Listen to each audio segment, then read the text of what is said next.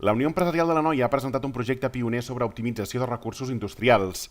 Anoia Circular és una iniciativa que es divideix en dues fases i té com a objectiu principal reduir al mínim l'impacte de l'activitat econòmica comarcal sobre l'entorn.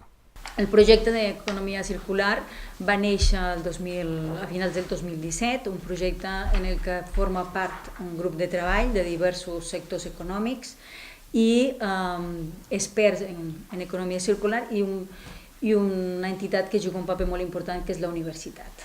La universitat, estem treballant colze a colze amb ells també, amb aquesta taula, en el que primer, quan es vam fer la primera reunió, som més de 12 persones que formen d'aquesta taula, i el primer que es va voler fer en aquesta primera fase era l'anàlisi de lo que havia a la comarca de l'Anoia.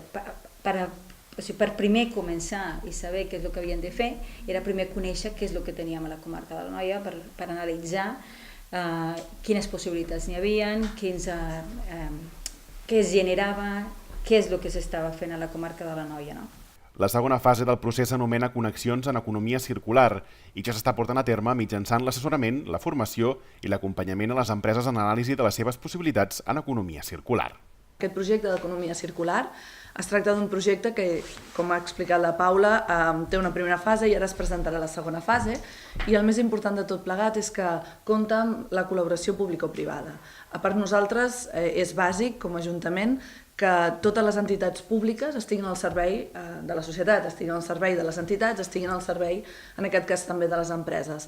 I per tant, tots els projectes que vagin sorgint i tots els dubtes que vagin tenint aquestes empreses, com el tema de l'economia circular, no només pel medi ambient, sinó també per ser més productius, doncs en aquest cas nosaltres sempre estarem al costat, els hi donarem suport.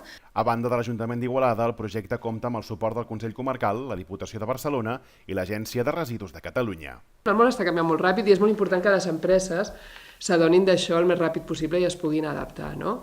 Coses que estan canviant també, doncs la normativa també està canviant de forma molt ràpida. Doncs tenim unes noves directives de residus que, per exemple, ens diuen que l'any 2035, com a molt, el 10% dels residus podran anar a l'abocador.